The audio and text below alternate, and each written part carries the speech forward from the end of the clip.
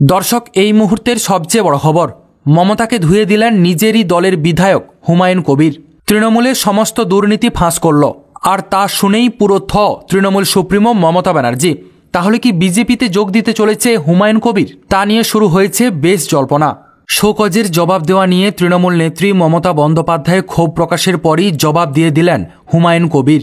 বিধানসভার মধ্যেই শোভনদেব চট্টোপাধ্যায়ের হাতে চিঠি তুলে দিয়েছেন ভরতপুরের এই তৃণমূল বিধায়ক।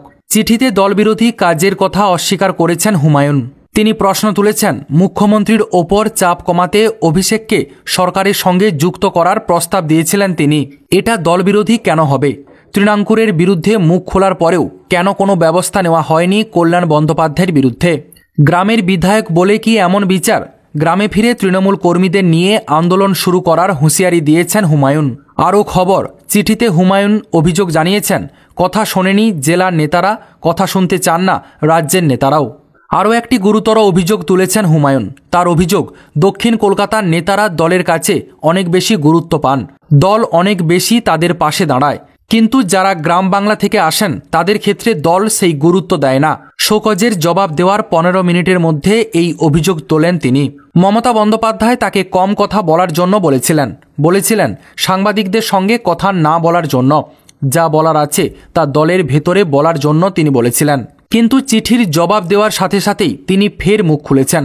এবার তার নিশানায় কল্যাণ বন্দ্যোপাধ্যায় সহ দলের রাজ্য নেতৃত্ব। বিধানসভায় মমতা বন্দ্যোপাধ্যায়ের মুখোমুখি হন সদ্য শোকজ হওয়া হুমায়ুন কবির। বিধায়কেরা যখন একে একে মুখ্যমন্ত্রীর সঙ্গে দেখা করতে যাচ্ছিলেন, তখন ভিড়ের মধ্যে সেখানেও তিনি গিয়েছিলেন। মুখ্যমন্ত্রীকে জিজ্ঞাসা করেছিলেন, দিদি কেমন আছেন? হুমায়ুন কবিরকে দেখেই তিনি বলে ওঠেন, তুমি আগে শোকজের জবাব দাও। হুমায়ুন কবির তখন মুখ্যমন্ত্রীকে বলেন, আমি অনেকবার আমার বক্তব্য আপনাকে জানানোর চেষ্টা করেছি, রাজ্যের নেতাদেরও বলার চেষ্টা করেছি, কিন্তু আমার কথা কেউ শোনেনি, তাই সংবাদ মাধ্যমের সামনে মুখ খুলেছি। তবে আমি দলবিরোধী একটা কথাও বলিনি। মুখ্যমন্ত্রী তখন তাকে থামিয়ে বলেন, তুমি আগে জবাব দাও, তারপর আমি সব দেখে নেব, জবাবটা আগে দাও। এরপর আজ বিধানসভায় শোভনদেব চট্টোপাধ্যায়ের হাতে গিয়ে জবাব দিয়েছেন হুমায়ুন কবির।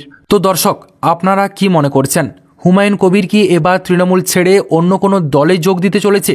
আর যদি অন্য কোনো দলে যোগও দেয়, সেই দলটা কি হতে চলেছে? অর্থাৎ কোন দলে হুমায়ুন কবির যোগ দিতে চলেছে? এই ব্যাপারে আপনাদের কি মতামত রয়েছে অবশ্যই কমেন্ট সেকশানে কমেন্ট বক্সে জানাবেন। আপাতত এতটাই। পরবর্তী গুরুত্বপূর্ণ খবরগুলো সবার প্রথম পাওয়ার জন্য অবশ্যই চ্যানেলটিকে সাবস্ক্রাইব করে রাখুন এবং যুক্ত থাকুন আমাদের সাথে।